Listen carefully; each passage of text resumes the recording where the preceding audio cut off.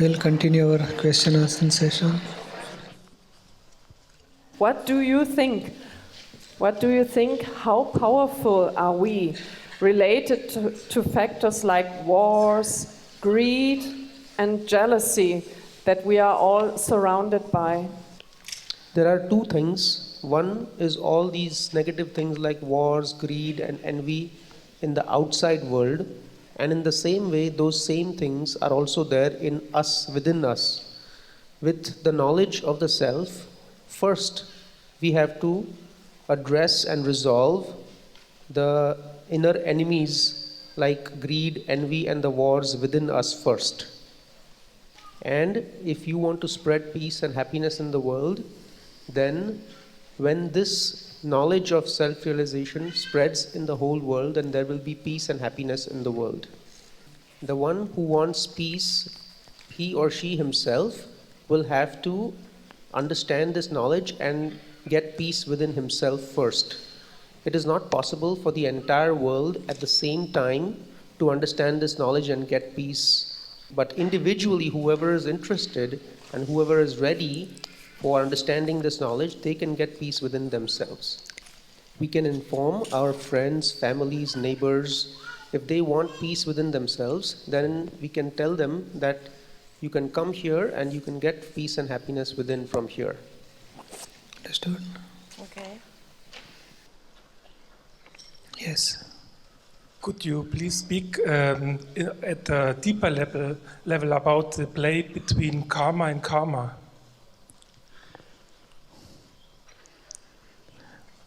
So, karma means sex, Yeah. Desire, attachment, all that stuff. attachment. The karma is due to ignorance. And due to ignorance, there are so many types of karma we can bound. And one of the karma is calm. Due to anger, pride, deceit, greed, we can charge karma. So, in deceit and greed,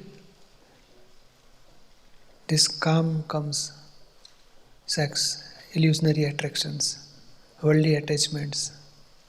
And in anger and pride, hatred and abhorrence, everything will come. So due to anger, pride, deceit, greed, first is ignorance. Due to ignorance, ego generated, then intellect generated, intellect, then anger, pride, deceit, greed. Then karma gets charged. And in charged karma, this illusionary attraction is one of the it is called moh, deluding karma. That is now giving effect in this life. It is a discharged karma now, sex is. But inside there is a greed, there is a deceit. That again charge for next life. This charge and discharge cycle is going on.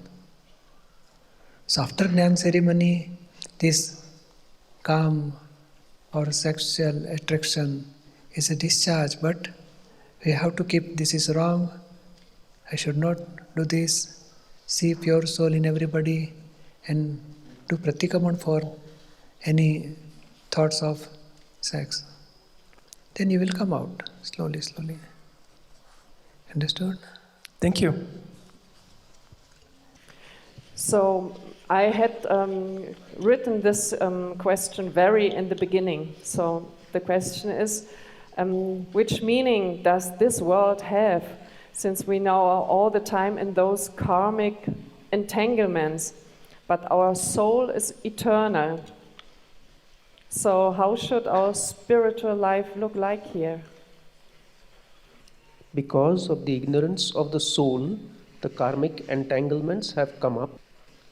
And because of the knowledge of the soul or the self, we can slowly come out of these karmic entanglements. In fact, the whole purpose of human life is to come out of these karmic entanglements and to know the soul. The biggest thing that happens after the knowledge of the self is that the new causes for new karmas and karmic entanglements stops. And then the previous karmic entanglements that have already been bound, they will be released and shed while we stay in this Gnan. Payagnas. And the 5 agnas. The whole purpose of our spiritual life is to stop binding new karmas, slowly come out of the previous karmic entanglements, and then keep the focus of final liberation all the time as well. Understood? Thank you. Yes, hello. This question was, I had this question before we took the Gnan, so many things have been answered already. But my question was, how much free will do we have in this life, and how much is, when is it decided? Is it in the previous life, or yeah, basically? Really, in ignorant stage, we believe that I have free will, but it is also due to pressure of circumstantial evidence. So whatever discharge karma is, we can say it is predetermined. And after Gnan ceremony, we can understand I am pure soul. Whatever discharge karma is the causes of effect of past causes. So effect is predetermined, or we can say destined, or it is a decided now, whole life. And free will is inside. To charge new karma or stop charging of new karma, there is a free will. And effect is, there is no free will. We have to finish, we are duty bound. We have to suffer, we have to finish that discharge karma. We cannot control, we cannot stop, we cannot change. Understood? Yeah, just one more question. When does is the things that are happening in this life, are they decided in the previous one, or? Yes, in causes. It has been planned in the form of a plan in the previous life, but it will manifest physically in this life. Okay, thank you.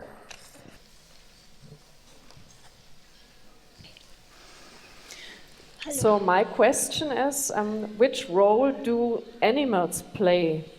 And did the creation actually wanted to create wild animals, or was actually the world once vegan? This world is in the process of development and evolution. Even in trees, there are certain trees, most trees, that just suck water and minerals, but there are some that actually are taking into themselves the insects in trees as well. In the same way, in animals, from the beginning, there are predators that eat other animals and also vegetarian animals as well.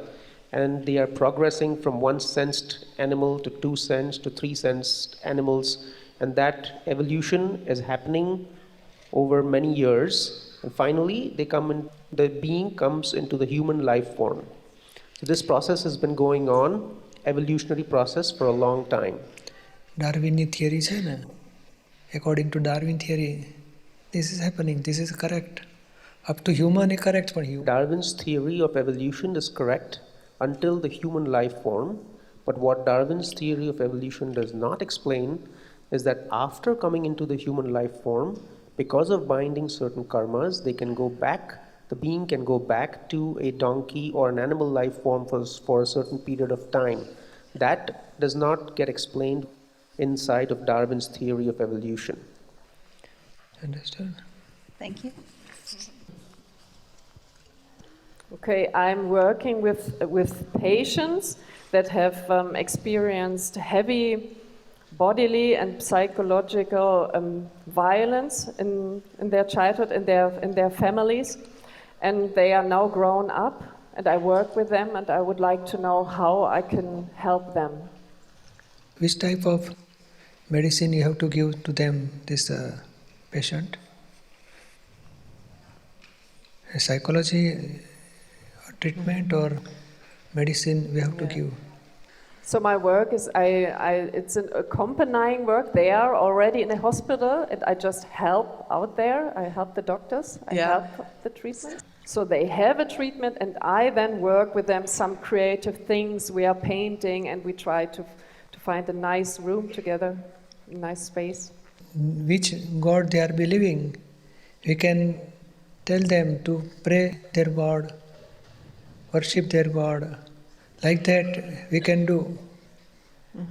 And because we cannot adopt our spiritual science to them, it is not possible. But something in their ritual, their religion, whatever they are having prayers, we can tell, and before starting any work, we will do prayer like that we can do. We will do prayers. If possible, we have one sentence, I don't want to hurt anybody through my mind, speech and body. Please give me strength not to hurt anybody. Like that, one prayer we can tell them to do every day. Otherwise, their God and their prayer they can do. And we can insist them to pray this prayer, which God they are believing. Do these children who have been a subject of violence, do they have the belief in them that I want to take revenge from the people who have caused violence to me? Do they have that in them? No, most of them not. They find the guilt in themselves. Then what I suggested is okay. We can tell them to pray their God, ask strength from their God. Is okay. Okay. Thank you. Thank you. My questions are already answered as well, but I would like to ask something else, if that's possible. Yeah. You said our pure soul is individual, but also we are a part of God. So my question is, how did this separation come and why? Really, inner pure soul, absolute pure soul is a God. And we are, due to ignorance, whatever physical or evidence comes, we believe that I am this, I am doer. That's why we are separated from our inner pure soul. Now we are getting knowledge, right understanding, right knowledge. Oh, I am not physical body, I am not this name, I am pure soul. So now our journey will start towards pure soul. And when we come out from all ignorance and result of ignorance, whatever karma we bonded, now we finish that karma with equanimity and absolutely we will reach to our stage of pure soul and we will be oneness with God, but inner pure soul, not outer or above this world.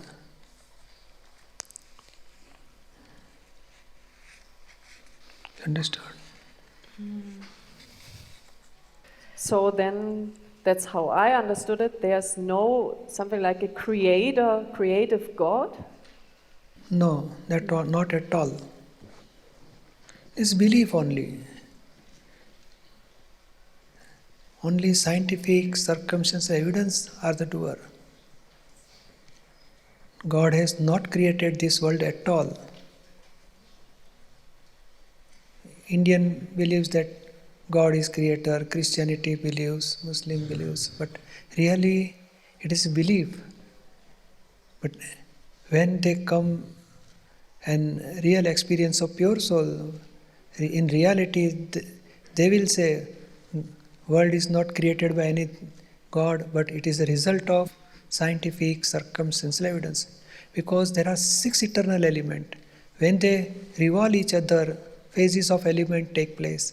And due to that phases, we are seeing this world, universe. Inside there are eternal elements. And soul is one of the eternal elements. When it comes to reality, absolutism, then soul is a God. We will experience that thing. And does our soul connect with the soul of the others? No, not at all. The property of my soul, your soul, the property are the same, but individual identity are separate. Just like 1000-watt bulb in this shop, this 1000-watt bulb are different, but illumination power of all bulb are same. Like energy, knowledge of each and every pure soul is same, but identity, individual existence is separate. So they are not merging with each other, they are not same, they are not part of each other, but they are full soul individually. When they finish their karma, they will get liberation. They remain in full of bliss, infinite bliss, and they will experience. And all our individual identity, they are separate, they will individual experience of happiness. Good. So, namaste. I'm very grateful for the karma had brought me here. And the question my file thought of yesterday has been answered. And now I have this question about the ceremony that happened yesterday. It seems to me that it created like a distance between the relative me and the absolute I. I felt very tired yesterday, and today I feel like more elated. So I feel there has there's happened many things inside I cannot understand, maybe not necessary to understand. And my question actually is about the heart, the feeling of this unconditional love, and to see the positive in everyone. Is that the property of the soul? Is that what is experienced then from soul to soul? Is that? Yeah, that is maybe my question. Positivity is not property of soul, but it is a heart part, heartily part. And love is when our anger, pride, deceit, greed, everything gets dissolved, then pure love will generate. And that love is also not absolutely property of pure soul. But due to that ignorance, hatred and attachment dissolves, then love will generate. Pure love, unconditional love. So, positive is better and pure love is higher than positivity. And beyond that, real soul is there. With infinite knowledge, infinite vision, that soul is beyond this, above this. You understood? Thank you. With my mind, is it difficult to comprehend now, but I understood your words. Thank you so much. Okay. This question is about relationship and marriage. When we marry, is it already decided or predestined whether that marriage is going to last for the entire life? We don't know. After, suppose yesterday I explained you, one glass is in my hand. So I know if it is falling down, then I have to save that glass up to last moment. Positive effort for saving this glass up to last moment. Then it falls down and breaks. then only I can say whatever happened is correct. Otherwise, if I throw away and then say, this is vyavasthit, this is not correct. I should not throw away, but I should protect him up to last moment. After breaks, then only we can say whatever happened is result of scientific circumstantial evidence. Whatever happened is a result of past karma. But after finishing that, then we can say. But before, we cannot say this is going to happen. Whole life is decided. Whatever happened, positive and negative, two result. So our effort is for positive result only, no negativity. Then happens after so many try, still it doesn't fulfill, then it breaks, then we will accept whatever happened is result of past karma. You understood? Yeah, Jai Satchidana. Jai Satchidanand. How can we bring more peace into this world after having received this Gnani? Only prayers. And we cannot reach to whole world, but we can reach to one person.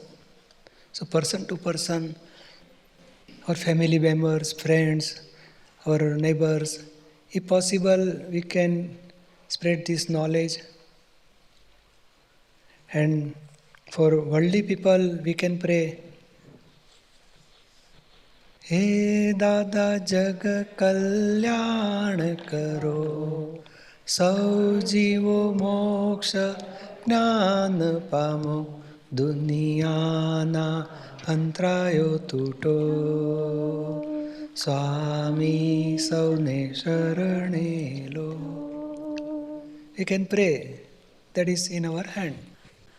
But our friends, families, we can inform them, bring in satsang. If they take Gnan, then their life definitely will change. You understood? Yes. Ha. My name is Dana. I have a question regarding JJ111. You told us that we should have the intention to come to JJ111. Now that might cause certain conflicts in my life. I have a mother to look after, I have work, and if I take time off, then colleagues will have to work more. How can I deal with this situation and still keep the intent to go to JJ111? Keep intense inside, I want to go to 111. And then whatever possible way you try, and ultimately you finish your files with equanimity. Your help to your mother and whatever files we have to finish, then leave that going to India and finish your files over here. If possible, live relay is, they will show, every program will be live relayed. You can watch that live relay program over here. Your intention that I am in the program and I am watching whole program. Like that, you stay here and watch that program. Your intention is possible when we try best, our level best we will try. And when we cannot reach, then we have to accept whatever happen is vyavasthit, result of scientific circumstantial evidence. And now I have to finish these files over here with equanimity.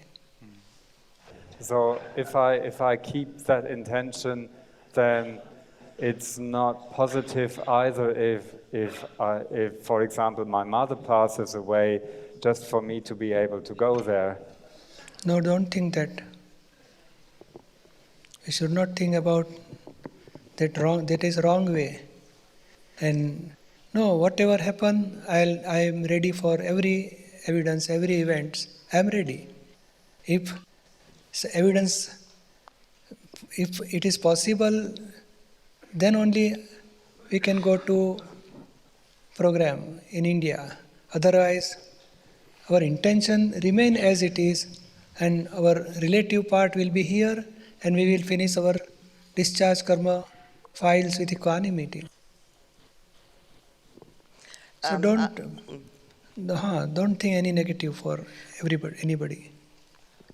But when I decide to go there, I have to apply for a visa, I have to register for the event, so I can't decide to go there spontaneously. I have to plan in advance. No, evidence will guide you, don't worry. Our intention, keep only intention, then we will see what evidence comes and how the evidence is helping us. We will watch. If evidence doesn't helpful, then we'll drop our idea and we will finish our file over here. If possible, in future another program, Shibir, Parayan, Paryushan, near future whenever possible, will come in that program, in future program. Don't worry. She said, thank you very much, this is very liberating. Jai Satchidanand. My name is Franziska. Yes. My question is about extraordinary spiritual effort. The 5 Agnas is the spiritual effort, is that correct? Yes. And when is the extraordinary spiritual effort necessary? And because sometimes I think I do my best to be in the Agnas, but still there's some, maybe the ego doesn't want to give up, and there is a loophole, and I better take the loophole instead of being in the Agnas. And when is is it parakram, is this extraordinary spiritual effort, when is it necessary, and when do I apply it? By real effort is okay for every day's file and solving all files with equanimity. That real effort is okay, and that higher stage is for very. When there is a spiritual hang-up or a blockade, at that time there is a necessity for parakram. Just we will make a real effort, and for sticky file, our strongness should be there. I want to solve this file with equanimity. There are 2 types of file. One is outer worldly people as file, and file 1, some tumor, suppose some sex or say ego or say greed, some attachment, some file 1 has some not for something, for say money, greed. So at that time, that parakram is required. See, intellect and mind will show we want to go this way. Then we have to oppose, no, this is not my goal. I want to go towards spirituality, not worldly life. And at that time, that parakram is helpful. So your strongness, parakram is stronger and strongest decision. I don't want this, I want obey to you. I will go according to my goal. At that time, parakram is there. So normally real effort is okay. Every days, whenever some problem arises, we will solve with equanimity. That is okay. You understand? What about, yes, thank you. But what about the tubers that you are not even aware of? There are such big veils sometimes that you don't even feel that it's a big tuber. And don't worry. See, gross level we will clear all gross level. That eliminates, then automatically subtle level will come. We will finish that level, then subtler and subtlest. Automatically it will come. By whatever physically or whatever in present circumstantial evidence, whatever comes, we visualize, we can experience, and we can solve that problem is enough for us. Then automatically one layer will go, another layer will come. Deeper layer will automatically come. So gross level, we don't want to hurt each other, don't see fault of each other. That first and second level will solve.